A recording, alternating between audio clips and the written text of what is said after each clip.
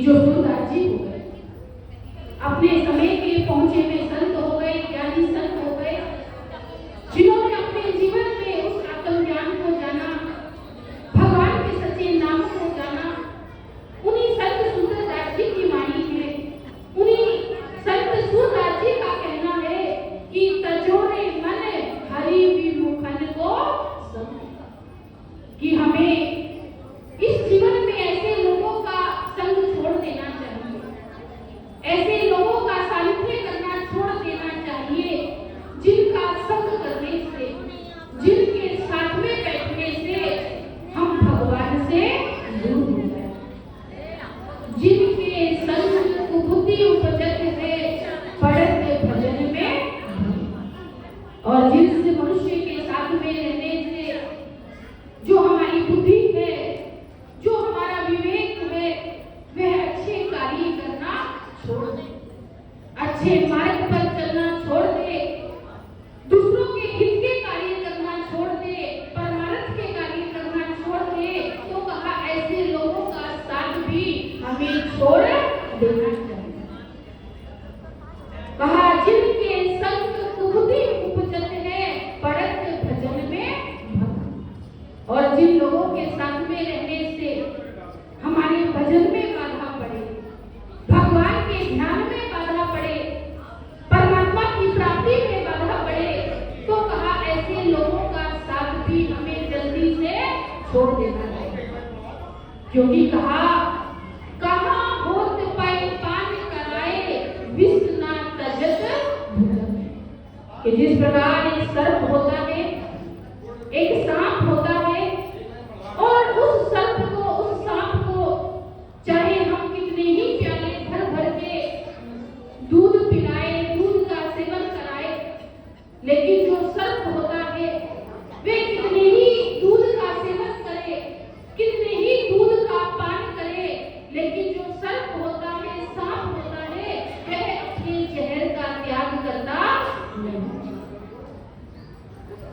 कहा कागड़ी कहा कपूर चुराए स्वान नहाए गए, और जिस प्रकार जो कौवा होता है उसे कितना ही कपूर चुराए, और जो एक कुत्ता होता है वे कितनी ही पवित्र नदियों में जाकर स्नान करे, तो कहा उनका जीवन कभी भी श्रेष्ठ बन सकता नहीं। इसी प्रकार संत सूरदास जी की वाणी है, कहे सूरदास कारी कमली पे चढ़त ना भूजो, कि जिस प्रकार एक काला कंबल होता है और हम चाहे कि काले कंबल पर हम दूसरा रंग चढ़ाना चाहे, तो हम कितना ही प्रयास क्यों ना करें, कितनी ही कोशिश क्यों ना करें, लेकिन काले कंबल के ऊपर हम दूसरा रंग चढ़ा सकते। तो कहने का यही भाव कि जो ज्ञानी संत होते हैं वह सत्संग के माध्यम से हमारे हित की बातें समझाते हैं, हमारे कल्याण की बातें बताते हैं, कि यदि हम इस जीवन को पाकर, इस जीवन में सफलता को पाना चाहते हैं, इस जीवन को पाकर, इस जीवन में परमात्मा को पाना चाहते हैं, तो हमें हमेशा अच्छे लोगों का, ज्ञानी संतों का सानिध्य करना चाहिए। और हम सब देखते हैं कि संसार में अनेक भक्त हो गए, और जो होली का पर्व आज हम सब लोग मनाने के लिए आए हैं, यह पर्व भक्त प्रहलाद जी की याद में मनाया जाता है।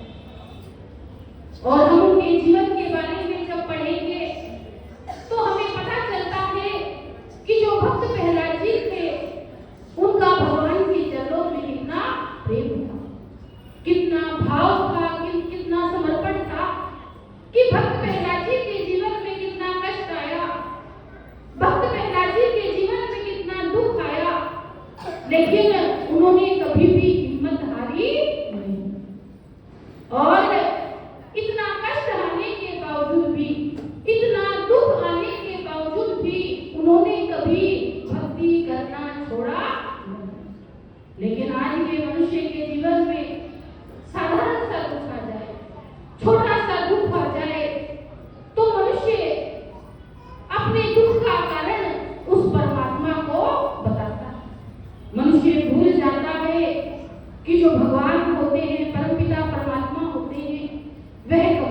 को दुख देते नहीं। आज मनुष्य अपने जीवन में जितने भी कष्टों का सामना कर रहा है, जितने भी दुखों को झेल रहा है, यह उसके कर्मों का परिणाम। जिसके लिए कहा, हम जन्म जन्म के पापी इस जग में भटक रहे हैं। हम जन्म जन्म के पापी इस जग में भटक रहे हैं। कर्मों के फल में भगवन हम सब ही भुगत रहे हैं। कर्मों के फल में भगवन हम सब ही भुगत रहे हैं। इस जीव को पावन कर दे, मानो नहीं किसी को। इस जीव को पावन कर दे, मानो नहीं किसी को। अब किस पर तेरी दया हो, मानो नहीं किसी को। अब किस पर तेरी दया हो, मानो नहीं किसी को। जो समझे तेरी दया हो, मानो है उसी को। जो समझे तेरी दया हो, मानो है उसी को। ये क्या कहा? हम जन्म जन्म के पापी इस जग में भटक रहे हैं। कर्मों के फल के भगवन हम सब ही भुगत रहे हैं। कि जो हम जीवन में दुख को सहन कर रहे हैं, अपने जीवन में संघर्षों का सामना कर रहे हैं, कष्टों को भोग रहे हैं, इसमें उस भगवान की कोई गलती नहीं। यह सब हमारे कर्मों का ही परिणाम है। इसलिए हमारे साधु संत मनुष्य जन को यही समझाते हैं कि इस जीवन को पाकर, इस जीवन में हमें श्रेष्ठ कर्म करने चाहिए। इस जीवन को पाकर हमें उस परमात्मा को प्राप्त करना चाहिए। और कहा जाता है, ये एक बार की बात है, एक बार भक्त प्रहलाद जी अपने राजमहल के बगीचे में भ्रमण कर रहे थे, घूम रहे थे। तो उन्होंने क्या देखा कि जो एक व्यक्ति है, उन्होंने अपनी आंखों को बंद करके रखा है और एकदम मौन अवस्था में बैठे हैं, चुपचाप बैठे हैं, मुंह से कुछ भी बोल रहे नहीं।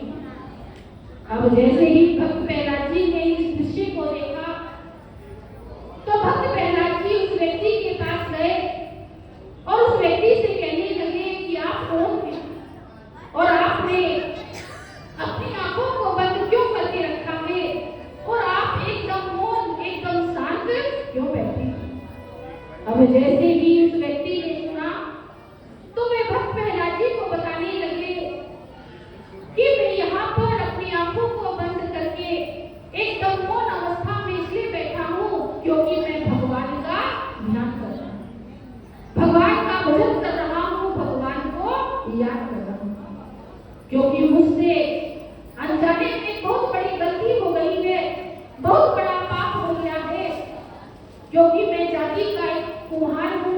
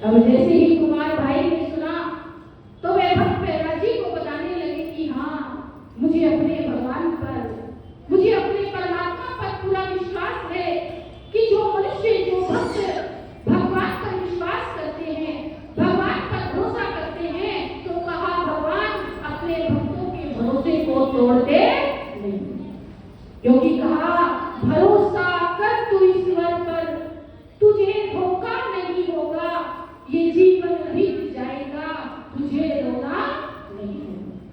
कि मुझे अपने परमात्मा पर, मुझे अपने भगवान पर पूरा विश्वास है।